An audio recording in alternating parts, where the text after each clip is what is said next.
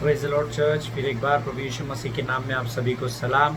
यहोवा परमेश्वर के नाम में जय मसीह की। परमेश्वर का धन्यवाद हो। फिर एक बार प्रभु ने आज का यह दिन मेरे और आपके जीवन में जोड़ा ताकि हम मिलकर उसकी महिमा कर सके। हालेलुया। उसके नाम का गुणानुवाद कर सके जिससे परमेश्वर प्रसन्न होता है। आमीन। सो आइए प्रियो, कल हमने कुछ बातों को देखा था। आज हम और आगे की गहराई की बातों में जाने का प्रयत्न करेंगे। प्रभु ने जो बातें हमें अब तक बताई है उसका मेरा विश्वास है आप लोग मनन कर रहे हैं। कुछ लोगों ने मुझे कल वापस ईमेल की है और उन्होंने कहा है कि कुछ बातें उन्होंने पहले बार सुनी है। इसलिए उन्होंने पहले बार सुनी है क्योंकि मैंने भी पहली बार सुनी थी। जैसा प्रभु ने मुझे अगुवाई किया, मैंने उसका अध्ययन किया और उस अध्ययन के द्वारा जैसा प्रभु ने मुझे दिया वैसा सेम मैं आपको देने की कोशिश कर रहा हूँ। हालेलुया। सो आइए प्रियो, आज के इन वचनों में बढ़ने से पहले फिर एक बार हम अपने आप को नम्र और दीन करें और परमेश्वर को अपने आप को समर्पित करें। आमीन। आइए हम दुआ करेंगे। खुदावंद प्रभु यीशु मसीह के नाम से हम फिर एक बार इस सुंदर और पवित्र समय के लिए धन्यवाद देते हैं राजा, और विश्वास करते हैं प्रभु आज वचनों के द्वारा फिर एक बार तू भेद की बातों को हमें बताने जा रहा है जिसके द्वारा कलीसिया उन्नति पा सके। राजा प्रभु अपनी आत्मा का संपूर्ण नियंत्रण हम में से हर एक पर रख। बरगलाने वाली हर एक लोमड़ी को यीशु के नाम से हम खदेड़ते हैं परमेश्वर पिता। और प्रभु निरंतर हम तेरी आराधना और प्रार्थना में लिप्त होने पाए इस सामर्थ्य से भरकर तैयार कर। प्रार्थना सुनने के लिए धन्यवाद देते हैं और इस प्रार्थना को धन्यवाद के साथ यीशु नासरी के नाम से मांगते हैं, सुन और कबूल कर। आमीन। हालेलुया। प्रियो, प्रभु का धन्यवाद हो। हमने कल कुछ बातें सीखी, मैंने आपको कुछ बातों को बताने का प्रयत्न किया। हमने कल पोनोरस के विषय में सीखा, सब उपदेशक की किताब के विषय में। हालांकि वो हमारा विषय नहीं है, परंतु जब हम अय्यूब के विषय में अध्ययन कर रहे हैं तो जो बातें अय्यूब के विषय से प्रमाण देती है उन बातों का अध्ययन करना बहुत ज़रूरी है ताकि हम उन बातों को समझ सके। हालेलुया। कल मैंने आपको बताया था सब उपदेशक की किताब उसका 10वां अध्याय उसका 20वां वचन कहता है, even in your thoughts do not curse the king nor in your bedroom curse the rich, for a bird of the air will carry your voice और some wing creature till the matter. Hallelujah. Hindi में हमने पढ़ा था, राजा को मन में भी शाप न देना, न धनवान को अपने शयन की कोठरी में शाप देना, क्योंकि कोई आकाश का पक्षी तेरे वाणी को ले जाएगा और कोई उड़ने वाला जंतु उस बात को प्रकट कर देगा। इसके बारे में कल हमने कुछ भेद की बातें सीखी। मैंने पोनोरस के बारे में आपको बताया कि ये आकाश का पक्षी कौन है जो आपकी बातों को लेकर जाता है और कैसे आपके बेडरूम में प्रवेश कर सकता है और कैसे ये आप इससे दूर हो सकते हैं या ये आपको देख नहीं सकता है। दोनों विषय में हमने सुना। आज हम और आगे जाएंगे। मैंने आपको कल बताया था ये जो बर्ड ऑफ एयर होता है, जो शैतान या उसकी लोमड़ी होती है, ये आकाश में जाती है। और इससे पहले भी मैंने आपको बताया था कि ये स्वर्ग में नहीं परंतु ये दूसरे आकाश में जाती है जहाँ शैतान वास करता है। हालेलुया। आज हम उससे आगे जाएंगे और आज का हमारा जो अध्ययन का विषय है प्रियो, हम सबसे पहले आज पढ़ेंगे इफिसियों की पत्री उसका 2 अध्याय उसका पहला और दूसरा वचन। इफिसियों की पत्री उसका 2 अध्याय और उसका पहला और दूसरा वचन मैं आपके लिए पढ़ूंगा। मेरा विश्वास है आप पवित्र शास्त्र लेकर बैठे हैं और वचनों को लिख रहे हैं। आमीन। पहला वचन कहता है, उसने तुम्हें भी जिलाया। इफिसियों की पत्री उसका the book of efficiency chapter 2 versus 1 and 2। उसने तुम्हें भी जिलाया जो अपने अपराधों और पापों के कारण मरे हुए थे, जिनमें तुम पहले इस संसार की रीति पर और आकाश के अधिकार के हाकिम अर्थात उस आत्मा के अनुसार चलते थे जो अब भी आज्ञा न मानने वालों में कार्य करता है। हालेलुया। मैं चाहता हूँ आप इसमें एक लाइन को अंडरलाइन कर ले, आकाश के अधिकार के हाकिम, है ना, इसको आप अंडरलाइन कर ले।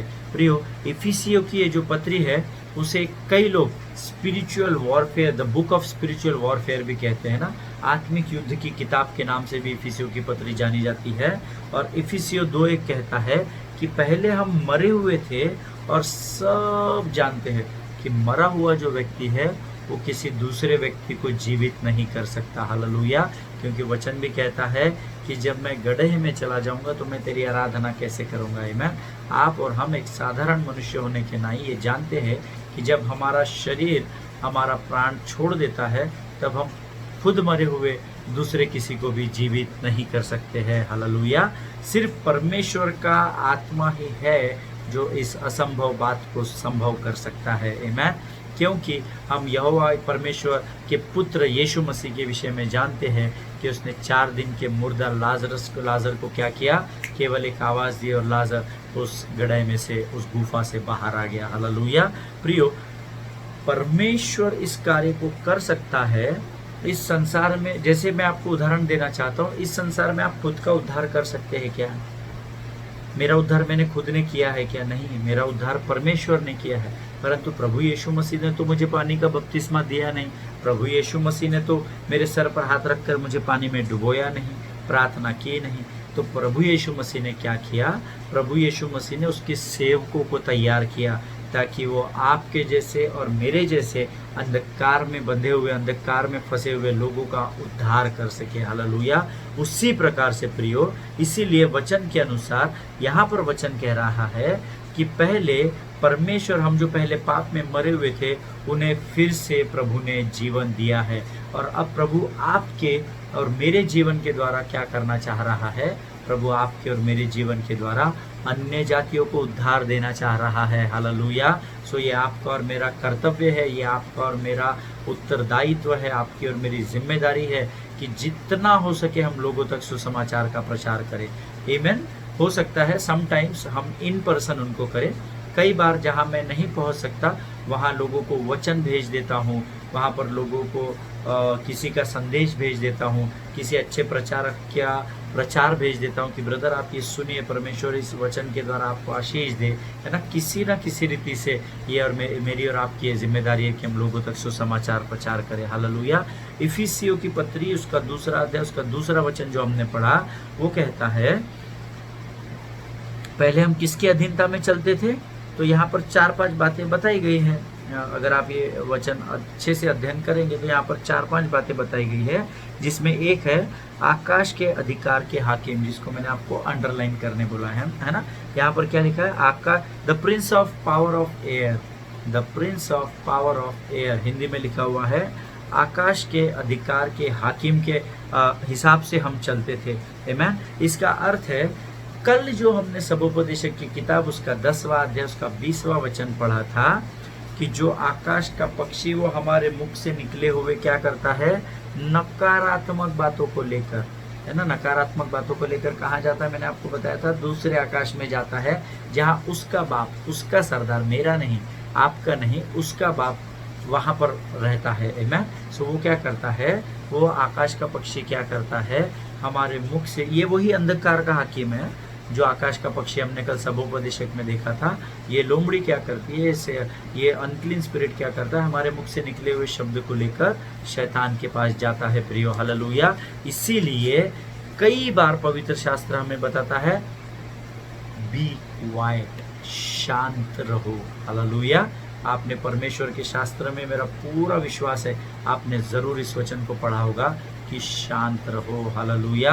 प्रियो, आपके मुख से निकला हुआ शब्द बहुत वैल्यूएबल होता है। हालेलुया। आप अपने मुख से निकलने वाले शब्दों को ऐसा साधारण या चिल्लर मत समझिए। आपके मुख से जो शब्द निकलते हैं ना, उसकी परमेश्वर कदर करता है। हालेलुया। ये बहुत कीमती शब्द होते हैं।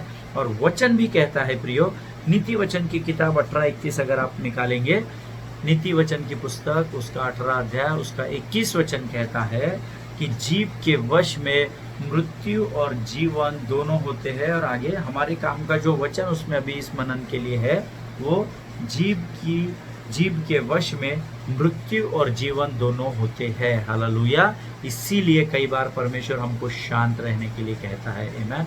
पर जब प्रभु हमको शांत रहने के लिए कहता है, तभी हम बड़बड़ करते हैं, है ना। इसीलिए हमारे जीवन में निराशा आती है, इसीलिए हमारे जीवन में परिस्थितियों के पहाड़ घर बना लेते हैं, है ना। ऐसा कई बार इसलिए होता है क्योंकि हमारे मुख से ऐसे शब्द निकल जाते हैं। आमीन। परंतु नीति वचन 18-21 क्या कहता है? जीव के वश में मृत्यु और जीवन दोनों होते हैं, इसीलिए हमको सचेत रहना है। आमीन। अगर आप इफिसियों की पत्री उसका 6वां अध्याय 10 से 18 वचन पढ़ेंगे, चलो मैं ही पढ़ लेता हूँ। इफिसियों की पत्री उसका 6वां अध्याय 10 से 18 वचन ध्यान देकर हम सब पढ़ेंगे। आमीन। हमने इन वचनों पर हमने 10 से 17 पर अध्ययन किया था पिछले बार। आप लोगों को याद होगा, जो पहली बार इस अध्ययन को देख रहे या इस सरमन को सुन रहे, वो पुराने सरमन देखे जिसमें हमने इफिसियों की पत्री उसका 6वां अध्याय उसके 10 से 17 वचन के ऊपर एक पूरा सीरीज लिया था, आत्मिक संसार या आत्मिक युद्ध के विषय में। फिर एक बार मैं आज उसकी और आपको लेकर जाना चाहता हूँ, और मैं आपको यहाँ पढ़ूंगा इफिसियों की the book of efficiency chapter 6 versus 10 to 18।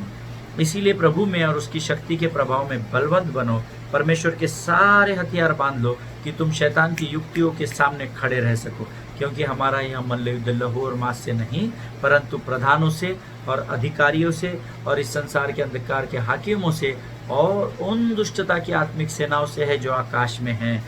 इसलिए परमेश्वर के सारे हथियार बांध लो कि तुम बुरे दिन में सामना कर सको और सब कुछ पूरा करके स्थिर रह सको। इसलिए सत्य से अपनी कमर कसकर, धार्मिकता की झिलम पहनकर, पाँव में मेल के सुसमाचार की तैयारी के जूते पहनकर और इन सब के साथ विश्वास की ढाल लेकर स्थिर रहो, जिससे तुम उस दुष्ट के सब जलते हुए तीरों को बुझा सको और उद्धार का टोप और आत्मा की तलवार जो परमेश्वर का वचन है ले लो। हर समय हर प्रकार से आत्मा में प्रार्थना और विनती करते रहो और इसीलिए जागते रहो कि सब पवित्र लोगों के लिए लगातार विनती किया करो। परमेश्वर इन पढ़े हुए वचनों पर आशीष दे। प्रियो, इफिसियों की पत्री उसका 6वां अध्याय उसके 10 से 18 वचन हमें बताते हैं कि हमें परमेश्वर में कैसे स्थिर और बलवंत बनना है। हालेलुया। आप अध्ययन कीजिएगा इन वचनों का, सिर्फ पढ़ने के लिए पवित्र शास्त्र मत पढ़िए, इसका अध्ययन कीजिए, तब आप भेद की बातों को प्रभु से प्राप्त करेंगे। आमीन। यहाँ पर हमको वचन सिखाता है कि हमें प्रभु में बलवंत और स्थिर बनना है। अगर आप शैतान से अपने पावर से, अपनी सामर्थ्य से लड़ना चाहोगे तो आप उससे जीत नहीं सकते। Hallelujah. That is what the word of God is teaching us here. आमीन। यही बात हमको परमेश्वर का वचन या परमेश्वर की आत्मा यहाँ सिखा रही है इफिसियों की पत्री में, कि अगर आप अपनी बुद्धि से, अपने बल और सामर्थ्य के साथ शैतान का सामना करने जाएंगे तो आपको वो फ्रिक्शन ऑफ सेकेंड्स में भगा देगा, आपको ख़त्म कर देगा, आप उससे नहीं जीत सकते। इसीलिए प्रभु ने इस अध्याय के 6:11 और 6:13 में परमेश्वर ने एक ही बात कही है। हम कई बार बारकाई से वचन नहीं पढ़ते ना, इसलिए हम मिस कर देते। हम पढ़ेंगे। 6:11 में कहता है परमेश्वर के सारे हथियार बांध लो।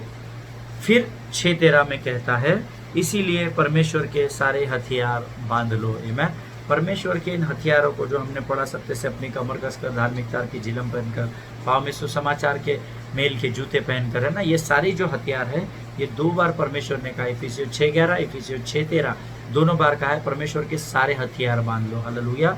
और जब हम परमेश्वर के सारे हथियार बांध लेते हैं प्रियो, तब हमारे जीवन में बड़ा कार्य होता है। हालेलुया। अगर हम इफिसियों की पत्री उसका 6वां अध्याय उसके 10 से 18 वचनों को यहाँ पढ़े तो परमेश्वर हमें शैतान पर विजय प्राप्त करने के लिए गुप्त बातों को बता रहा है कि किन बातों के द्वारा हम इन आकाश के पक्षियों पर और इनके सरदार पर, लूसी पर विजय को प्राप्त कर सकते हैं। उसकी भेद की बातें यहाँ बताई गई है प्रियो।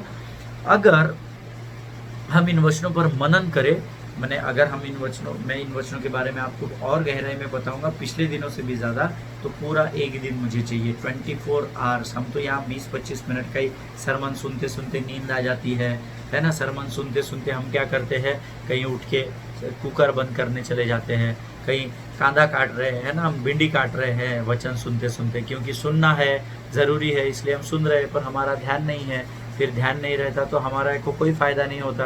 हम वचन सुनते, मज़ा लेते और भूल जाते हैं। इसीलिए हमारे जीवन में प्रभु कार्य नहीं कर सकता है। वो चाहता है कि वो आपको आशीषों से भरे, परंतु जब आप वचनों को गहराई से सुनेंगे, पढ़ेंगे और जब आप वचनों को गंभीरता से लेंगे, तब परमेश्वर का वचन भी आपके प्रति गंभीर हो जाएगा। हालेलुया। जिनके कान हो वो सुन ले। आमीन। प्रियो, इस समय हमारा ध्यान इफिसियों 6:18 में हम लगाएंगे ना। इफिसियों की पत्री 6:18, हर समय और हर प्रकार से आत्मा में प्रार्थना और विनती करते रहो और इसीलिए जागते रहो प्रियो कि सब पवित्र लोगों के लिए लगातार विनती किया करो। अपनी आत्मा से आप इस प्रश्न को पूछना कि आप कितने लोगों के लिए प्रार्थना करते हो और किस हृदय के साथ प्रार्थना करते हो। पास्टर ने सिखाया ये 5 लोगों के लिए आप प्रेयर करो, वो 10 के लिए आप प्रेयर करो, उसको प्रार्थना नहीं कहते, उसको फॉर्मेलिटी कंप्लीट करना कहते हैं। आपको अगर 5 के लिए प्रार्थना करने कहा गया है ना, आप 50 के लिए प्रार्थना करो, 10 के लिए कहा गया है, 100 के लिए प्रार्थना करो और फिर देखो कि यहोवा कैसा आपके जीवन में कार्य करता है। हालेलुया। प्रियो, प्रार्थना और आराधना का हमारे जीवन में बहुत महत्व है। हमने पिछले दिनों में प्रार्थना का भी अध्ययन किया है। मैं प्रियो, ये वचन हमें कहता है हर समय, all times, every type of prayer, हर समय हर प्रकार की प्रार्थना में लगे रहो। आमीन। सिर्फ प्रभु मुझे मोटर दे, बंगला दे, गाड़ी दे, अच्छे बच्चे दे, अच्छी पत्नी दे, अच्छा पति दे, अच्छा बंगला दे, ये प्रार्थना नहीं। हर समय हर प्रकार की प्रार्थना, कभी हम सीखेंगे इसके विषय में, आमीन। और अगर प्रियो आप हर समय प्रार्थना में नहीं बने रहेंगे ना, तो आप इफिसियों की पत्री 6वां अध्याय उसके 10 से 17 आपके किसी काम का नहीं है। हालेलुया। इसीलिए हर समय हर प्रकार की प्रार्थना में आप जब लगे रहेंगे तो ये 6 में 10 से 17 इफिसियों की पत्री उसका 6वां अध्याय उसके 10 से 17 जो वचन है वो आपके काम में आएंगे, आमीन। इसका अर्थ यह भी होता है कि अपने मुख से वचन के निकले हुए वचन के अनुसार ही प्रार्थना करे, नहीं तो अपना मुंह बंद रखे, आमीन। प्रभु ने वचन के अनुसार जैसे प्रार्थना करना सिखाया है, हे हमारे पिता तू जो स्वर्ग में है, तेरा नाम पवित्र माना जाए, है ना। इस रीति से जो प्रभु ने हमें प्रार्थना करना सिखाया है, यहाँ वचन कहता है या तो वचन के अनुसार प्रार्थना करो या तो शांत रहो। हालेलुया। प्रियो, शैतान आपसे बहुत डरता है, यह आपको स्मरण रखना है, निरंतर स्मरण रखना है। मैंने क्या बोला, फिर एक बार बड़े घमंड के साथ बता रहा हूँ, शैतान लूसी आपसे बहुत बहुत बहुत डरता है। हालेलुया। क्योंकि आपके अंदर प्रियो परमेश्वर का प्रेम है। अब आप कहेंगे मुझे तो पता ही नहीं मेरे अंदर परमेश्वर का प्रेम है। हाँ, आपको पता नहीं है क्योंकि अभी तक शायद आपने एक्टिवेट नहीं किया है, परंतु जब आप धर्मी बने तब आपका शरीर परमेश्वर का मंदिर बना, और जैसे ही आप परमेश्वर के मंदिर का सिक्का आपके माथे पर लगा या मोहर आपके माथे पर लगी, उसी समय परमेश्वर का मंदिर, परमेश्वर का वास होता है। ये आपको ध्यान में रखना जरूरी है। हालेलुया।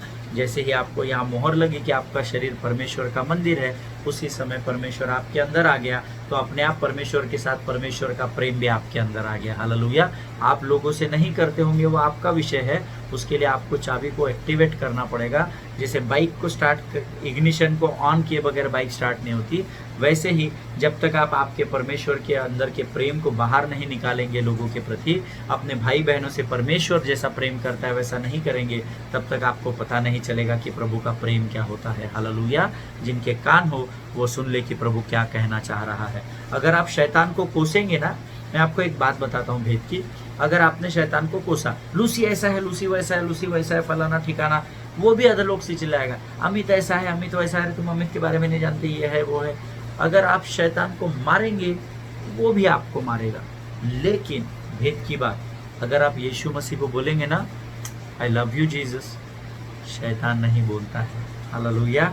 और ये आपके और मेरे लिए जीवन की सबसे बड़ी विजय है। आमीन। वो अधिकार केवल आपका और मेरा है। लूसी के पास वो अधिकार नहीं है, क्योंकि वो मारा कूटा, हारा हुआ और दुर्दशा में पड़ा हुआ है। हालेलुया।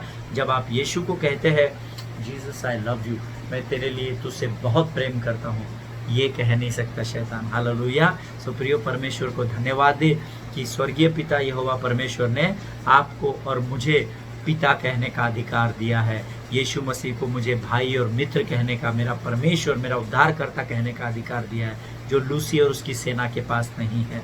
हालेलुया। जब आप यीशु से कहेंगे ना जीसस आई लव यू, तो शैतान अपने मुंह को बंद कर लेता है। हालेलुया। आमीन। प्रियो, दूसरी इंपॉर्टेंट बात मैं आपको बताना चाहता हूँ कि शैतान आपके मुख से निकलने वाले हर एक शब्द से डरता है। आप विश्वास कीजिए, अन्यथा आप विश्वास मत कीजिए, परंतु मैं आपको ये भेद की बात बताना चाहता हूँ कि आपके मुख से निकलने वाले हर एक शब्द से शैतान डरता है। आमीन। उसकी लोमड़ियाँ डरती है, क्योंकि वो आपकी मन की बातों को जानता नहीं है। शैतान क्यों उचकता है?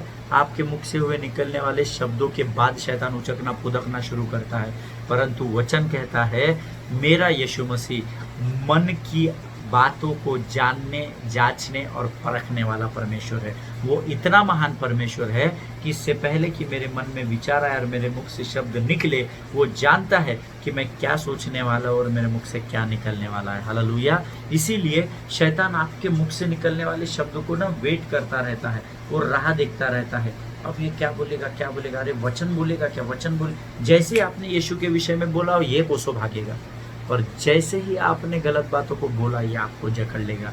इसलिए सचेत रहिए, सावधान रहिए, निरंतर प्रार्थना और आराधना करते रहिए। हालेलुया। जब भी आपके जीवन में कोई तकलीफ होती है तो खातिर से आप उस परिस्थिति को अपने मुख से अंगीकार कीजिए। बाकी लोग क्या वचन प्रचार करते मुझे मालूम नहीं, परंतु यीशु मसीह ने मुझे सिखाया है कि तुझे तकलीफ है तो तू उस तकलीफ का अंगीकार कर, पर उससे भी बढ़कर वचन का अंगीकार कर। Hallelujah.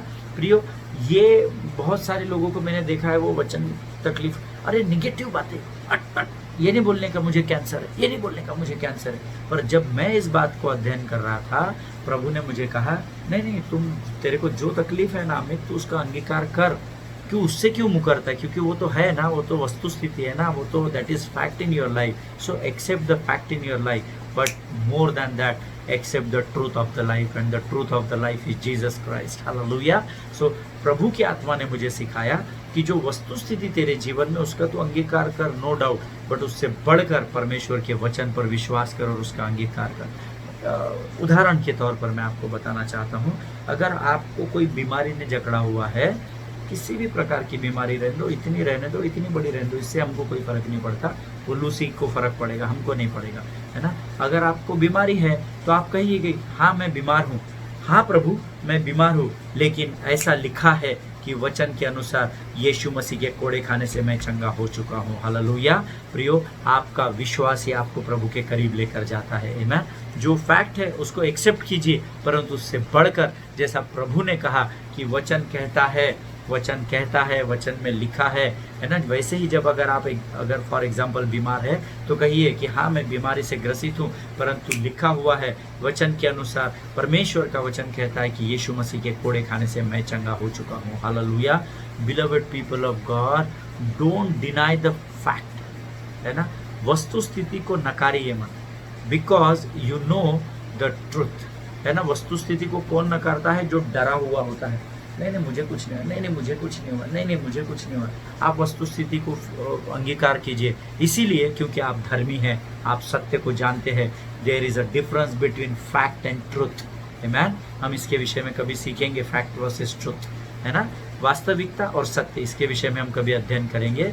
You don't deny the fact because you know the truth, because truth will never nullify the fact, है ना, but it will change the fact. आमीन। अब मैं हिंदी में अगर आपको समझाऊं तो वास्तविकता जो आपके जीवन की है उसका कभी नकार मत कीजिए, क्योंकि because truth will never nullify the fact, क्योंकि सत्य जो है ना वो वास्तविकता को कभी नकारता नहीं है। इनफैक्ट सत्य जो है वो वास्तविकता को बदल देता है। हालेलुया। प्रियो, अगर आपके जीवन में बीमारी है तो उस बीमारी से भागिए मत, है ना, उस बीमारी का सामना कीजिए, क्योंकि सत्य ये है कि आपकी हर एक बीमारी के लिए यीशु मसीह ने अपने पीठ पर कोड़े खाए हैं और आपको चंगाई या शिफा दी है। हालेलुया। उसका नाम यहोवा राफा परमेश्वर है, जो चंगा करने वाला परमेश्वर है। आमीन। परमेश्वर इन वचनों के द्वारा आपको बहुत आशीष दे प्रियो।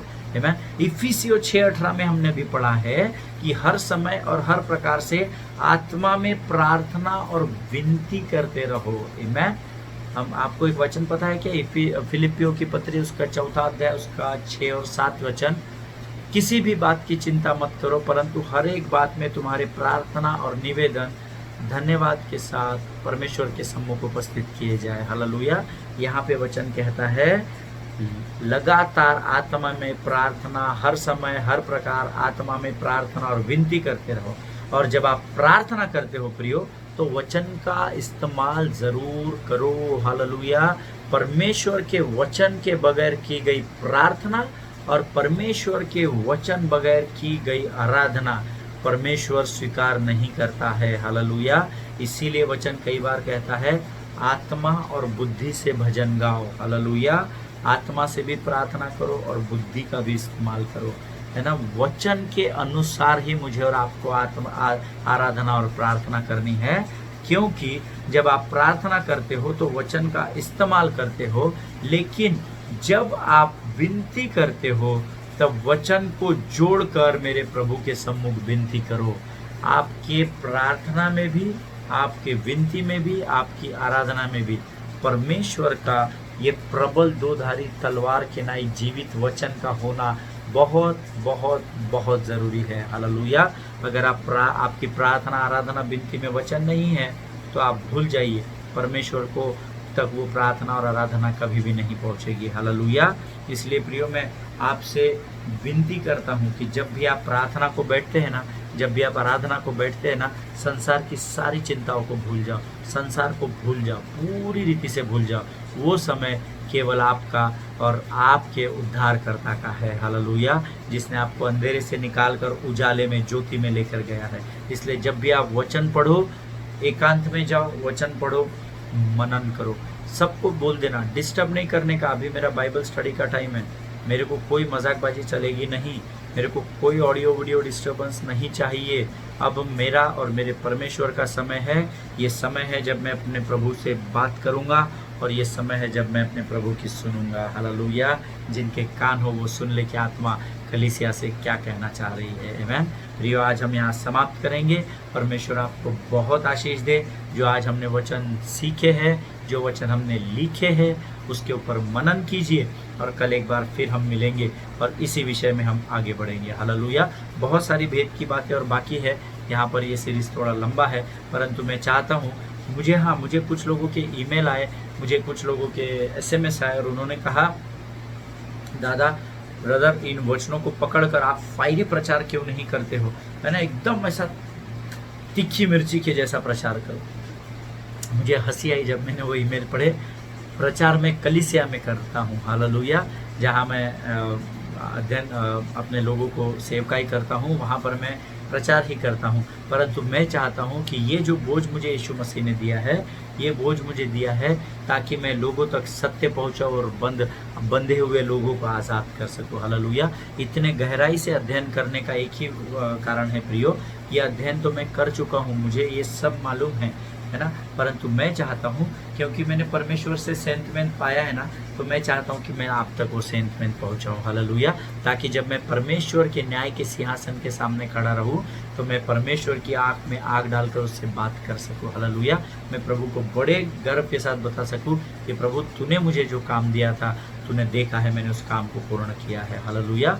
परमेश्वर इन वचनों के द्वारा आपको आशीष दे। फिर एक बार हम कल इसी समय मिलेंगे प्रियो। तब तक के लिए ज़रूरी हो तो ही घर से बाहर निकलिए। जब घर से बाहर निकलते हैं, सैनिटाइज़र लेकर निकलिए, मुंह को बांध कर निकलिए। आजकल तो कुछ लोगों ने मुझे बताया सर को भी कैप बांध कर जाना है।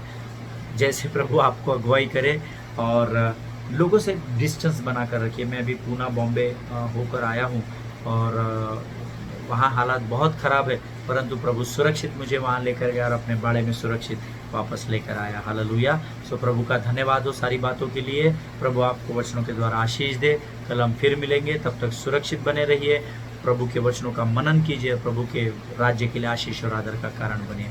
All glory to God, all the best.